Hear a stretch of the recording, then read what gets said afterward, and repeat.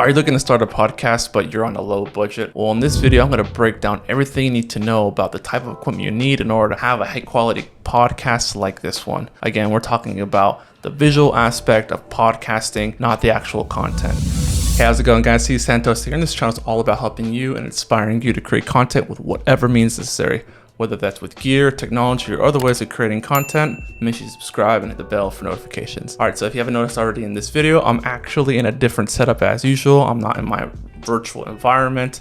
I'm actually in a podcast setup that me and my fiance actually have. It's called Growing Together. And ever since starting this podcast, I learned so much along the way, from what kind of gear you need, from the pros and the cons, from the budget to expensive setups. And this setup, you'd be surprised, is super low budget when it comes to running an actual podcast. All right, before I get started, everything mentioned in this video is linked down in the description below, all the equipment, so you can actually see the list of things that I use to create this podcast. Again, those are affiliate links, so I do get a kickback if you do purchase anything through those links. I appreciate you guys who have used those links. It really helps out build out the channel and everything that I do here. All right, so first things first, the pod mic that's in front of me. This is the Rode pod mic, developed obviously by Rode, and we have two of them here for our setup.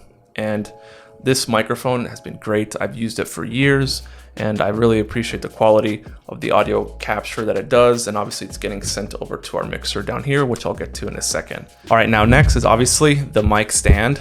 Obviously this thing is adjustable, as you can see here. It's you have the ability to move it around and move it in different angles depending on your setup. We have it attached to the table. It's actually off frame here, but it's attached over here to the side. I had a really cheap mic stand when we first started this thing off, and the weight of these mics was too heavy for them. They kept falling over, and I did not trust them at all. So I would avoid the really cheap mic stands, especially if you have a high quality mic like this one. All right, and the next thing, which I think is probably one of the most important things about a podcasting setup, and that is the XLR cables if you have a mic like this one. So this microphone requires phantom power, which is powered by our mix pad down there that I'll get to in a second. But one thing I've noticed about cables is if you go low quality, low budget cables, you're gonna have a really bad time in the post-production process, because low quality cables will produce white noise that you're gonna have to remove somehow in post, whether you're using Adobe Audition like I do to edit other things in the audio. But having high quality cables is super important to capturing good audio on your podcast. And these are actually from Sweetwater. You can actually see right here, this is actually the 5-foot version. Sweetwater makes custom cables. There are other custom cable manufacturers out there, but they're made here in the US, and they sell them on their website in different links. Top-notch quality when it comes to cables for your podcast setup. All right, and now one of the last things that you actually need in order to capture the audio, whether you're mixing it or whether you're producing it in some other setup, is some sort of capture device. Now, with this budget setup that I'm explaining to you here, we're not using an external recorder. We're actually using a computer. All right, so in front of me, as you can see, I actually have the setup that you see whenever we're recording. We have OBS running on the left that's actually capturing the video. And on the right over here, we have Audition, which is capturing all of the audio. And I'll actually get super into Audition later on in a different video, but in short, it's capturing our audio. It's acting as our external recorder because it's plugged into my PC that I use. That's actually down here on the bottom, that I use for video editing, where I edit this podcast.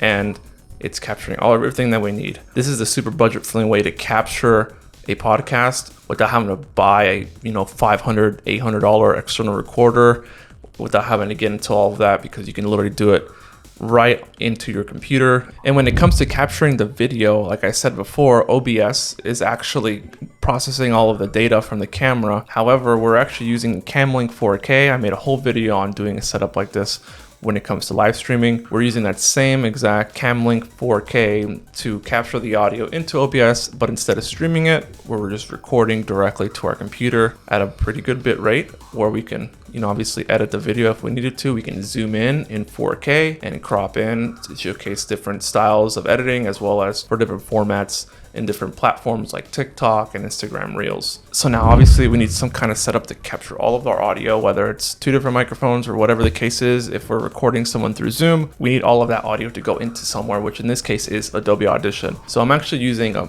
mix pad. I have the Samson mix pad, and this mix pad allows different audio sources to be channeled into it, which then it can be sent out into multiple different sources. In this case, again, it's going straight to my computer into Adobe Audition. This sort of setup for most people that do professional, like high-level podcasts, don't use something like this. They use something that actually Rode offers. It's very similar to this. It's just a lot easier to use. The Rodecaster. And the Rodecaster allows you to do all of this, whether it's recording audio from multiple different sources, and you're able to capture it all into one source and obviously edit your podcast. And when it comes to hearing yourself, these super cheap $25 headphones plug right into the headphone port on the mix pad, and I actually have a cable that separates it into 2 different sources, so I can have one plugged in for the other person that's on the podcast and myself, where we can hear each other obviously, and then in the case of recording someone through Zoom, we can hear them. And last but not least, when it comes to creating a nice high quality podcast, you're going to need some decent lighting. For a while, if you go back to our first episodes on Growing Together, we were just relying on the light coming through the window that we have. We actually now have it all blacked out. We have a blackout curtain in front of it, where we're relying just on the one singular light source that's actually right here, that's right in front of me. And this is a GVM Cobb light. Super budget friendly with the aperture light dome, singular light where we can both shine on both of the subjects here. And then behind me, obviously I have some practical lights. My fiance loves these little light LED lights that we saw at the store one day, so we just hung them up and we just have them back here.